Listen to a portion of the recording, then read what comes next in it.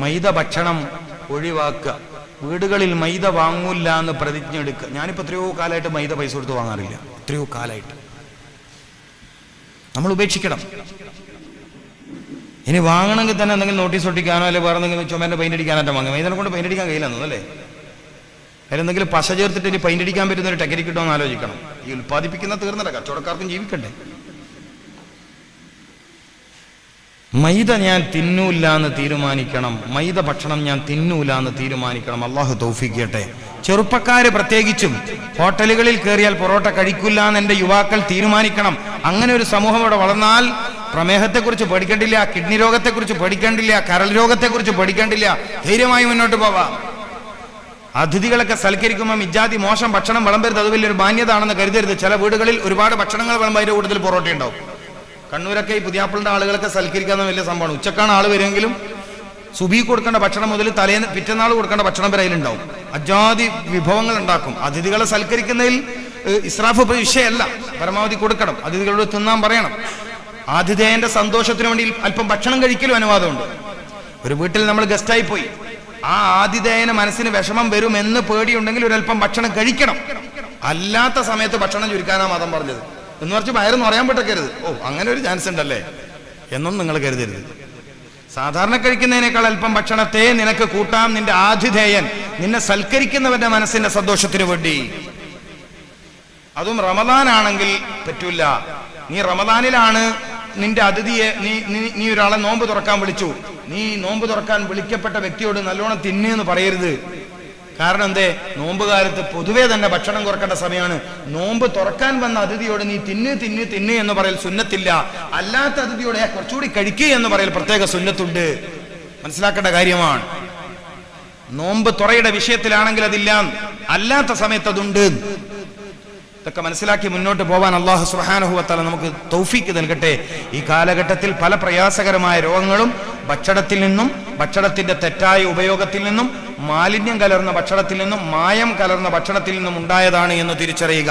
ജീവിതശൈലി രോഗങ്ങൾ എന്ന് പ്രത്യേകിച്ചും ഈ കാലഘട്ടത്തിലെ പല പ്രയാസകരമായ രോഗങ്ങളെക്കുറിച്ചും വൈദ്യശാസ്ത്ര രംഗത്തുള്ള ആളുകൾ പറയുന്നത് എന്തുകൊണ്ടാണ് എന്ന് ചോദിച്ചാൽ, ജീവിതശൈലി രോഗങ്ങൾ പലപ്പോഴും മായം കലർന്ന ഫുഡുകൾ കഴിക്കേണ്ടി വരുന്നു, മ്ലേച്ഛമായ ഫുഡുകൾ കഴിക്കേണ്ടി വരുന്നു, വിരുദ്ധ ആഹാരങ്ങൾ കഴിക്കേണ്ടി വരുന്നു എന്നിത്യാദി കാര്യങ്ങൾ ഉപേക്ഷിച്ചാൽ തന്നെ പരമാവധി ആരോഗ്യത്തോടെ നമുക്ക് മുന്നോട്ട് പോകാൻ കഴിയും. അല്ലാഹു സുബ്ഹാനഹു വ തആല തൗഫീക്ക് നൽകട്ടെ എന്ന് പറഞ്ഞ് ഞാൻ 11 മണി കഴിഞ്ഞു പോയി, സമയം നോക്കിയില്ല. 11 മണി കഴിഞ്ഞു പോയി, സമയം ദീർഘിച്ചു പോയോ എന്ന് എനിക്ക് പേടിയുണ്ട്. പിന്നെ ഞാൻ തൽക്കാലം വിട വാങ്ങുകയാണ്. എന്നോട് ഉസ്താദ് പറഞ്ഞു എന്തെങ്കിലുമൊക്കെ സംശയം ചോദിക്കാനൊക്കെ ഉണ്ടെങ്കിൽ അവസരം കൊടുക്കണം. 11:05 ഇനിയിപ്പോൾ സംശയം ചോദിച്ചിട്ട് ഇനി എപ്പോഴാണ് തീരാന്നറിയില്ല. നിങ്ങൾക്ക് താല്പര്യമുണ്ടെങ്കിൽ ഞാൻ എത്ര നേരം നിൽക്കും, എനിക്കതൊരു വിഷയമല്ല. കാരണം ഇത് എപ്പോഴും തന്നെയാണല്ലോ പരിപാടി. അതുകൊണ്ട് ഞാൻ നിൽക്കും. ഇനി ബുദ്ധിമുട്ടാണെന്നുണ്ടെങ്കിൽ തൽക്കാലം നമുക്ക് സദസ്സ് പിരിയാം. നല്ലൊരു കാര്യമാണ്. ഒരു പരിധിവരെ ഒരുപാട് പഠിക്കാൻ പറ്റുന്ന കാര്യങ്ങൾ പറഞ്ഞു എന്നാണ് ഞാൻ വിശ്വസിക്കുന്നത്. അതിൽ കുറവ് വന്നു പോയെങ്കിൽ നിങ്ങൾ പൊരുത്തപ്പെടുക, ന്യൂനത വന്നു പോയെങ്കിൽ നിങ്ങൾ പൊരുത്തപ്പെടുക. നിങ്ങൾ പ്രതീക്ഷിച്ചത്ര കാര്യങ്ങൾ പറഞ്ഞിട്ടില്ല എന്ന് തോന്നുന്നുവെങ്കിലും നിങ്ങൾ പൊരുത്തപ്പെടണം. ഞാൻ പരമാവധി ചില കാര്യങ്ങൾ നമ്മുടെ ജീവിതത്തിൽ കൂടുതലായി ബന്ധപ്പെടുന്ന കാര്യങ്ങളൊക്കെ പറഞ്ഞിട്ടുണ്ട്. എന്ന് വെച്ചാൽ എല്ലാം പറഞ്ഞിട്ടും ഇല്ല എന്ന് എനിക്കും അറിയാം. സമയം ദീർഘിച്ചു പോയി, തൽക്കാലം നിർത്തുകയാണ്. സാറേ നിർത്തല്ലേ?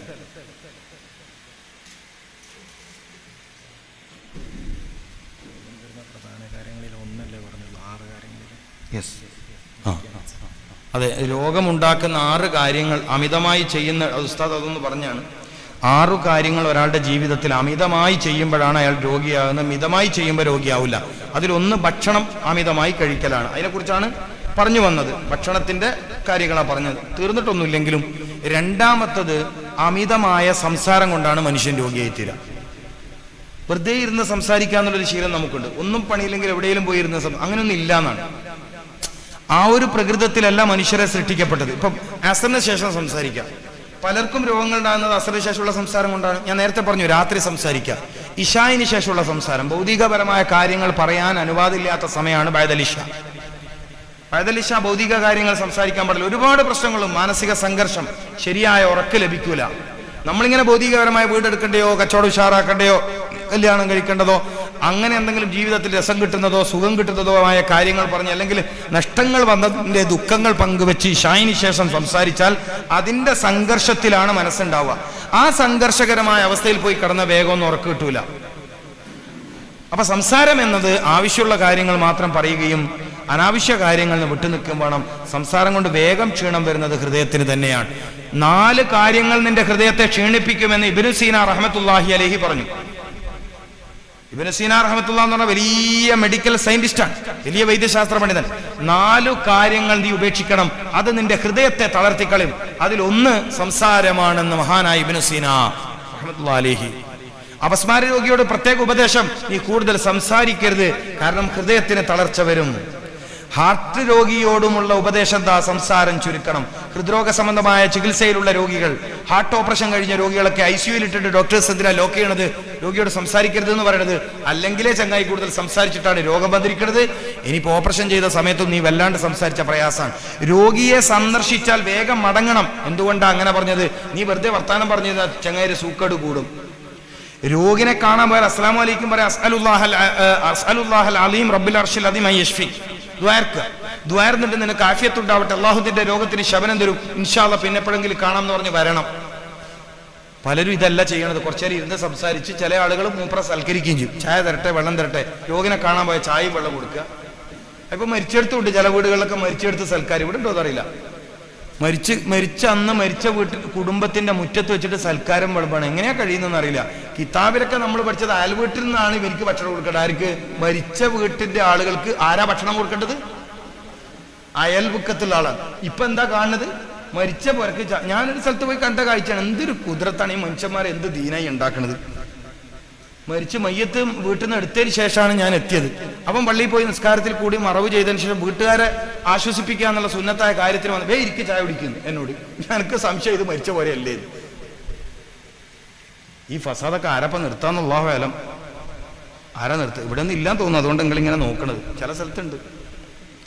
അന്നത്തെ ദിവസം അതിന്റെ പിറ്റന്നൊക്കെ അയൽ വീട്ടുകാരാണ് ഭക്ഷണം കൊടുക്കേണ്ടത്. ഓക്കെ, ഞാൻ പറഞ്ഞത് സംസാരത്തെക്കുറിച്ച്. സംസാരം അമിതമായാൽ രോഗമുണ്ട്. പ്രത്യേകിച്ചും ഹൃദയ രോഗമുള്ളവർ, അപസ്മാര രോഗമുള്ളവരൊന്നും സംസാരിക്കരുത്, സൂക്ഷിക്കണം. അസറിന് ശേഷം തർക്കം വരാൻ സാധ്യതയുള്ള സംസാരം വലിയ ഡേഞ്ചറാണ്. തർക്കം വരാൻ സാധ്യതയുള്ള വിഷയങ്ങൾ നിങ്ങൾ അസറിൽ ചർച്ചക്കെടുക്കരുത്. പെട്ടെന്ന് ഫിത്ന ഉണ്ടാവും. സംസാരത്തെക്കുറിച്ച് ഒരുപാട് കാര്യങ്ങൾ പഠിക്കാനുണ്ട്. ഏതായാലും സംസാരം ഹൃദയത്തെ തളർത്തും. 3-ാമത്തെ കാര്യം അമിതമായ ഉറക്കമാണ്. അമിതമായ ഉറക്കവും ശരീരത്തിന് രോഗം വരും. ഞാൻ ചിലതൊക്കെ നേരത്തെ തന്നെ പറഞ്ഞു. പകലുറക്കം പാൻക്രിയാസിന്റെ സെല്ലുകൾക്ക് ഇൻസുലിൻ ഉൽപ്പാദിപ്പിക്കാനുള്ള കഴിവില്ലാണ്ടാകും. ശ്വാസകോശത്തിൽ കഫം തിങ്ങ പോലത്തെ പ്രയാസം വരും. കഫം തിങ്ങ, ശ്വാസം മുട്ടി രോഗികൾ, കഫജന്യ രോഗമുള്ളവരൊന്നും പകല് തീരെ ഉറങ്ങാൻ പാടില്ല. ഉറങ്ങേണ്ടത് രാത്രിയാണ്, ഉണരേണ്ടത് രാവിലെ നേരത്തെ തന്നെ ഉണരണം. അപ്പം അമിതമായ ഉറക്കം കൊണ്ടും മനുഷ്യൻ രോഗിയായിത്തീരും. പലർക്കും അങ്ങനെ രോഗം വന്നിട്ടുണ്ട്. അസറിന് ശേഷമുള്ള ഉറക്കം അതിശക്തമായ മാനസിക രോഗം മുതൽ ഭ്രാന്ത് വരെ എത്താൻ സാധ്യതയുണ്ട്. അസറിന് ശേഷമുള്ള ഉറക്കം, അങ്ങനെ ഒരുപാട് കാര്യങ്ങൾ ശ്രദ്ധിക്കാൻ. അമിതമായ ഉറക്കവും രോഗമാണ്. പിന്നെ പറഞ്ഞത് അമിതമായ ജോലിയാണ്. ഓവർ ടൈം ജോലിയും. ഗൾഫുകാരെ രോഗികളാക്കിയത് ഓവർ ടൈം ജോലിയാണ്. രാവിലെ മുതൽ രാത്രി വരെ ജോലി ചെയ്യരുത്. രാവിലെ മുതൽ രാത്രി വരെ ജോലി. ഗസാലി റഹ്മത്തുള്ളാഹി തങ്ങൾ പറഞ്ഞിരിക്കുന്നത് രാവിലെ സൂര്യൻ ഉദിക്കുന്നതിന് മുമ്പ് ജോലിക്കിറങ്ങുക. സൂര്യന്റെ ചൂട് അന്തരീക്ഷത്തിൽ നിന്ന് മായുന്നതിന് മുമ്പ്, സൂര്യ ചൂട് അന്തരീക്ഷത്തിൽ നിന്ന് നീങ്ങുന്നതിന് മുമ്പ് തന്നെ ജോലി മതിയാക്കണം. അടുക്കള ജോലികളൊക്കെ സ്ത്രീകൾ മഗ്രിബിന് മുമ്പ് തന്നെ തീർക്കണം. മഗ്രിബ് കഴിഞ്ഞാലും പത്തിരി ഉണ്ടാക്കുക, കറിവെക്കുക പോലത്തെ ജോലികൾ ദയവ് ചെയ്ത് സഹോദരിമാർ ചെയ്യരുത്. ജോലിക്ക് പറ്റിയ സമയമല്ല. ജോലിക്ക് പറ്റിയ സമയമല്ല. അമിതമായ ജോലി, അസമയത്തുള്ള ജോലി, ഇതൊക്കെ മനുഷ്യനെ രോഗിയാക്കും. അപ്പൊ അമിതമായ ജോലി മസിലുകൾക്ക്, പേശികൾക്ക്, നരമ്പുകൾക്കൊക്കെ തകർച്ച വരാനും ക്ഷീണം വരാനും ഇത് കാരണമാകും. അപ്പൊ എന്തെല്ലാം പറഞ്ഞു? അമിത ഭക്ഷണം, അമിത സംസാരം, അമിത ഉറക്കം, അമിതമായ ജോലി. അമിതമായ ജോലി. പിന്നെ ഒരു രോഗം വരുന്ന കാരണം പറഞ്ഞത് അമിതമായ വിശ്രമം. ജോലിയേ ഇല്ല. ഗൾഫിൽ വിസക്ക് കാത്തിട്ട് നിൽക്കുകയാണ് ഇയാള്. വിസക്ക് കൊടുത്തിട്ടുണ്ട്. അപ്പൊ വിസ കിട്ടുന്നവരെ വെറുതെ ഇരിക്കുകയാണ്. പള്ളിയിൽ പോയിരിക്കും, വീടിന്റെ അവിടെ പോയിരിക്കും, പുരക്ക് വന്നിരിക്കും, അങ്ങനെ ഒരു ദിവസം തീർക്കും. അങ്ങനെ തീർക്കണം. എത്ര ഉണ്ട് ഇയാള്? ശരീരം ഇളകണില്ല, വിയർപ്പ് പോകുന്നില്ല, ശരീരത്തിൽ അടിഞ്ഞുകൂടിയ ദുർമേധസ് പോണില്ല. ശരീരത്തിൽ അടിഞ്ഞുകൂടിയ ദുർമേധസ് പോണ്ടേ? വ്യായാമങ്ങളില്ലാത്ത ജീവിതം. പലപ്പോഴും സഹോദരിമാരൊക്കെ രോഗികളായി പോകുന്നതിന്റെ ഒരു പ്രധാന കാരണം ഇന്ന് ശരീരം ഇളകിയുള്ള ജോലി ചെയ്യാൻ സ്ത്രീകൾക്ക് ചാൻസ് ഇല്ല. പല വീടുകളിലും അലക്കാൻ മെഷീനായി, അരക്കാൻ മെഷീനായി, വെള്ളം കോരേണ്ടതില്ല, അതിനും മെഷീനായി. എല്ലാം മെഷീനായപ്പോ ശരീരം ഇളകിയുള്ള ജോലി ഇല്ലാണ്ടായി. ശരീരം ഇളകിയുള്ള ജോലി കുറഞ്ഞാൽ ദുർമേധസ്സുകൾ, ശരീരത്തിലെ ചില മോശം കൊഴുപ്പുകൾ അടിഞ്ഞുകൂടി രോഗത്തിലേക്ക് നയിക്കും. അമിത വിശ്രമം, മിതമായി എപ്പോഴും ജോലി ചെയ്യണം. അള്ളാഹു തൗഫീക്ക് നൽകട്ടെ. 5 കാര്യമേ ഞാൻ സാധാരണ എല്ലാ സ്ഥലത്തും പറയാറുള്ളൂ. ഒരു കാര്യം ബാക്കി വെക്കലാണ്. അത് നിങ്ങൾ അറിയുന്നതിൽ ബുദ്ധിമുട്ടുള്ളൊന്നും കൊണ്ടല്ല, എല്ലാവർക്കും അത് ആവശ്യമില്ലാത്തതുകൊണ്ടാണ് ഞാനത് പറയാത്തത്. അപ്പോൾ ഏതായാലും അള്ളാഹു ഖൈറിലാക്കി തരട്ടെ. എല്ലാ കാര്യത്തിലും അള്ളാഹു റഹ്മത്തിലും ബർക്കത്തിലുമായി ജീവിക്കാൻ അള്ളാഹു നിങ്ങൾക്ക് തൗഫീക്ക് നൽകുമാറാവട്ടെ. നമുക്കിങ്ങനെ ഒരുമിച്ച് കൂടാൻ അവസരമുണ്ടായി. കുറച്ചെങ്കിലും നമ്മൾ ഒരുപക്ഷെ ജീവിതത്തിൽ ശ്രദ്ധിക്കാത്ത കാര്യങ്ങൾ പഠിക്കാൻ കഴിഞ്ഞു എന്നാണ് ഞാൻ വിശ്വസിക്കുന്നത്. അങ്ങനെ മനസ്സിലാക്കാൻ കഴിഞ്ഞിട്ടുണ്ടെങ്കിൽ അത് ജീവിതത്തിൽ പകർത്താൻ അല്ലാഹു സുബ്ഹാനഹു വ തആല തൗഫീക്ക് നൽകുമാറാവട്ടെ. ഇനിയൊന്നും പറയണ്ടോ? ഇല്ല. ഭക്ഷണം, നല്ല ചോദ്യം, വളരെ നല്ല ചോദ്യം. അൽഹംദുലില്ലാ, വളരെ നല്ല ചോദ്യം. ഭക്ഷണത്തിന്റെ കൂടെ വെള്ളം കുടിക്കാൻ പറ്റുമോ എന്നാണ് ചോദ്യം. കുലു വഷ്റബു, തിന്നുക പിന്നെ വെള്ളം കുടിക്കുക എന്നുള്ളതാണ് ഖുർആൻ പറഞ്ഞിരിക്കുന്നത്. തിന്ന് ബുദ്ധിമുട്ടൊന്നും ഇല്ലെങ്കിൽ ഒരു 10 മിനിറ്റ് കഴിഞ്ഞ് വെള്ളം കുടിക്കുന്നതാണ് കൂടുതൽ നല്ലത്. ഒരു 20 മിനിറ്റ് വരെ ഗ്യാപ്പ് ഇടാൻ പറ്റുമെങ്കിൽ എക്സ്ട്രാ നന്നായി. നിങ്ങൾ ഭക്ഷണം കഴിച്ചു, ഒരു 20 മിനിറ്റ് കഴിഞ്ഞ് വെള്ളം കുടിക്കാൻ പറ്റുമെങ്കിൽ ഏറ്റവും നന്നായി. ഇനി ഒരാൾക്ക് ഭക്ഷണം കഴിച്ച് വെള്ളം കുടിക്കണം, ഒരു പ്രശ്നമില്ല. ചെറിയ ചെറിയ വിഷമങ്ങൾ അതിന് കൊണ്ടുവരും. ഇപ്പം നമ്മൾ യാത്ര ചെയ്യാണ്, ഇപ്പം 20 മിനിറ്റ് ഇവിടെ വെയിറ്റ് ചെയ്യാനും കഴിയില്ല, ഹോട്ടലിലാണ് ഭക്ഷണം കഴിക്കുന്നത്. അപ്പോൾ ഒരു 20 മിനിറ്റ് അവിടെ നിന്ന കാര്യം അവതാളത്തിലാണ്. ഇത്തിരി വെള്ളം കുടിച്ചു എന്നുള്ളത് വലിയ പ്രയാസമൊന്നും വരില്ല. പക്ഷെ അതൊരു പതിവാകരുത്. സ്ഥിരമായി വീട്ടിൽ നിന്നൊക്കെ ഭക്ഷണം കഴിക്കുകയാണെങ്കിൽ ഭക്ഷണം കഴിച്ച് ഏറ്റവും ചുരുങ്ങിയ ഒരു 10 മിനിറ്റ് എങ്കിലും ഗ്യാപ്പ് വെക്കണം. ഭക്ഷണത്തിന്റെ മുന്നേ വെള്ളം കുടിക്കാതിരിക്കലും പ്രത്യേകിച്ചും നല്ലതാണ്. മനസ്സിലായില്ലേ? അതേസമയം കുളിക്കുന്നതിന് മുമ്പ് ഒരു ഗ്ലാസ് പച്ചവെള്ളം കുടിക്കുന്നത് നല്ലതാണ്. നമ്മളിപ്പോൾ കുളിക്കാൻ പോവാണ്, അതിന് മുമ്പ് ഒരു ഗ്ലാസ് പച്ചവെള്ളം കുടിക്കുന്നത് നല്ലതാണ്. വിഷയം മനസ്സിലാവുണ്ടോ? അതേസമയം ഭക്ഷണത്തിന് ശേഷം ഗ്യാപ്പ് ഒരു 10 മിനിറ്റ് എങ്കിലും വെക്കാൻ പറ്റുന്ന ആളുകൾ വെക്കണം. 20 മിനിറ്റ് ഉണ്ടായാൽ ബെറ്ററായി. അതാണ് അതിൻ്റെ ഒരു ശൈലി. ഭക്ഷണം കഴിക്കുക പിന്നെ വെള്ളം കുടിക്കുക, അങ്ങനെ ഒരു അർത്ഥം കൂടി കുലു വഷ്റബു എന്ന ഒരു ആയത്തിലുണ്ട്. ഇസ്ലാമിൽ രോഗം വരാതിരിക്കാൻ ഖുർആനിൽ എന്തെങ്കിലും പറഞ്ഞോ എന്ന് ചോദിച്ചപ്പോൾ മഹാനായ ഇമാം റംലി റഹ്മത്തുള്ളാഹി അലൈഹി ഓതിയ ആയത്ത് അതാണ്. രോഗം വരാതിരിക്കാൻ ഖുർആൻ എന്തെങ്കിലും പ്രതിരോധ മാർഗം പറഞ്ഞിട്ടുണ്ടോ എന്ന ചോദ്യത്തിന് മഹാനായ ഇമാം റംലി റഹ്മത്തുള്ളാഹി അലൈഹി പറഞ്ഞ മറുപടി കുലു വഷ്റബു വലാ തുസ്രിഫു. ഒരുപാട് വ്യാഖ്യാനങ്ങളുള്ള ഒരു ആയത്താണ്.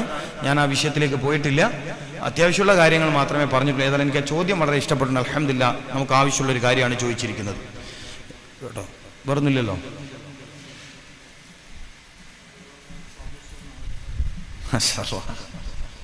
ഞാൻ പറഞ്ഞ ചോദ്യമാണ്. നോമ്പ് തുറക്കുമ്പോൾ സമൂസ തിന്നാൻ പറ്റുമോ എന്നാണ് ചോദിക്കണത്. ഞാൻ എന്താ മറുപടി പറയാം? ഞാൻ പറഞ്ഞു, നോമ്പ് മുറിക്കുമ്പോൾ എല്ലായിടത്തും വ്യാപകമായിട്ടുള്ള ഒരു പലഹാരമാണ്. അറബ് നാട്ടിലുണ്ട്, ബാംഗ്ലൂരുണ്ട്, കേരളത്തിലുണ്ട്. കേരളത്തിൽ ഇപ്പാണ് സമൂസ നോമ്പ് മുറിയിൽ വന്ന, മുമ്പില്ല.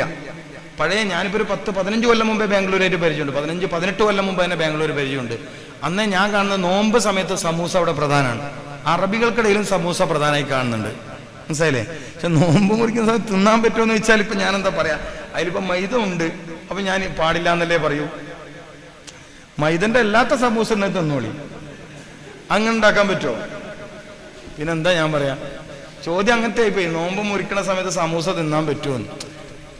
അതിൽ മൈദ ഉണ്ട്, അതേസമയം ഉള്ളിയൊക്കെ ചേർത്ത മസാലകളാണ് അതിൻ്റെ ഉള്ളിലുള്ളത്, അല്ലേ?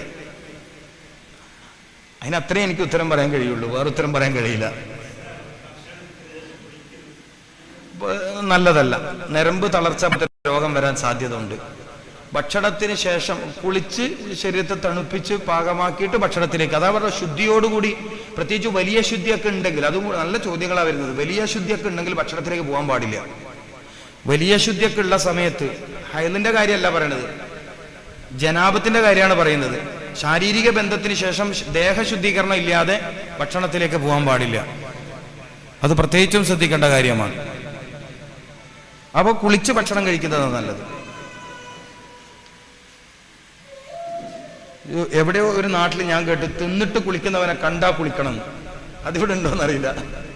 തിന്നിട്ട് കുളിക്കുന്നവനെ കണ്ടാ കുളിക്കണം എന്ന് എന്തോ ലക്ഷണക്കേടാണ് അതിൻ്റെ അർത്ഥം. പോട്ടെ, തീർന്നില്ല, ഇനി നമ്മൾ നിർത്താം അല്ലേ? അൽഹംദുലില്ലാഹ്, അല്ലാഹു എല്ലാത്തിനും ബർക്കത്ത് ചെയ്യട്ടെ. അൽഹംദുലില്ലാഹി റബ്ബിൽ ആലമീൻ, അൽഹംദുലില്ലാഹി റബ്ബിൽ ആലമീൻ, അൽഹംദുലില്ലാഹി റബ്ബിൽ ആലമീൻ. അല്ലാഹുമ്മ സ്വല്ലി അലാ സയ്യിദിനാ മുഹമ്മദിൻ വഅലാ ആലി സയ്യിദിനാ വമൗലാനാ മുഹമ്മദ്. റഹ്മാനായ റഹീമായ അല്ലാഹുവേ, ഞങ്ങളുടെ ഈമാൻ നീ വർദ്ധിപ്പിച്ചു തരണേ അല്ലാഹ്. ആഫിയത്തും വർദ്ധിപ്പിച്ചു തരണേ തമ്പുരാനെ. സർവ്വരോഗങ്ങളിൽ നിന്നും ഞങ്ങൾക്ക് നീ ശിഫ നൽകണേ അല്ലാഹ്. സർവ്വ മുസീബത്തിൽ നിന്നും, ബലായിൽ നിന്നും, ഫിത്നയിൽ നിന്നും, ഷർറുകളിൽ ഞങ്ങളെല്ലാവരെയും കാത്തുരക്ഷിക്കണേ തമ്പുരാനെ. യാ അല്ലാഹ് ഞങ്ങൾ ജീവിച്ചിരിക്കുന്ന മുഴുവൻ ഉലമാഇനും ആഫിയത്തും ദീർഘായുസ്സും ഇൽമിലും ഹിൽമിലും ഹിക്മത്തിലും ബർക്കത്തും പ്രദാനം ചെയ്യണേ അല്ലാഹ്. അവരുടെ ജീവിതത്തിന്റെ കാര്യങ്ങൾ നീ പ്രത്യേകിച്ചും വിശാലമാക്കി കൊടുക്കണേ തമ്പുരാനെ. അള്ളാഹുവെ, ഞങ്ങളിൽ വയസ്സായ ഒരുപാട് ആളുകളുണ്ട്. അവരുടെ ശരീരത്തിന് ആഫിയത്തും മനസ്സിന് റാഹത്തും ജീവിതത്തിൽ സലാമത്തും ചൊരിഞ്ഞു കൊടുക്കണേ അല്ലാഹ്. ഞങ്ങളുടെ ചെറുപ്പക്കാരായ യുവതി യുവാക്കൾക്ക് അസ്ഹാബുൽ കഹ്ഫിനെ അനുഗ്രഹിച്ചതുപോലെ അനുഗ്രഹിക്കണേ തമ്പുരാനെ. അള്ളാഹുവെ, ഞങ്ങളുടെ കുട്ടികളെ ഇൽമും ഈമാനും ദീനും ഇസ്മായിൽ നബിയെ പോലെ ദീനിന്റെ കാര്യത്തിൽ ഇബ്രാഹിം നബി അലൈഹി ഇസ്ലാമിന് അനുസരിച്ച് ഇസ്മായിൽ നബിയെ പോലെ ഞങ്ങളെ മക്കളെ നീ ദീനിന്റെ കാര്യത്തിൽ ഞങ്ങൾക്കാക്കി തരണേ അല്ലാഹ്. അള്ളാഹുവെ, ഞങ്ങളുടെ ഉമ്മമാരെ, ഞങ്ങളുടെ പെങ്ങന്മാര്, ഭാര്യമാര്, പെൺമക്കള്, ഞങ്ങളുമായി ബന്ധമുള്ള മുഴുവൻ സ്ത്രീകളെയും റാഹത്തിലും സന്തോഷത്തിലും വിജയത്തിലും ആക്കണേ തമ്പുരാനെ. ഉമ്മഹാത്തുൽ മുഅ്മിനീങ്ങളെ പോലെ നീ അവരനുഗ്രഹിക്കണേ അല്ലാഹ്. ദുനിയാവിന്റെ ഫിത്നയിൽ നിന്ന്, ഫസാദിൽ നിന്ന്, ചതിയിൽ നിന്ന്, വഞ്ചനകൾ ഞങ്ങളെ സ്ത്രീകളെ നീ കാത്തിരക്ഷിക്കണേ അല്ലാഹ്. ഞങ്ങൾക്ക് കൺകുണിർമയാകണേ തമ്പുരാനെ. അള്ളാഹുവെ, ഞങ്ങളുടെ മസ്ജിദ്, മദ്രസ, ദീനി സ്ഥാപനങ്ങൾ, ദീനി സംഘടനകൾ എല്ലാത്തിലും നീ വിജയം നൽകണേ തമ്പുരാനെ.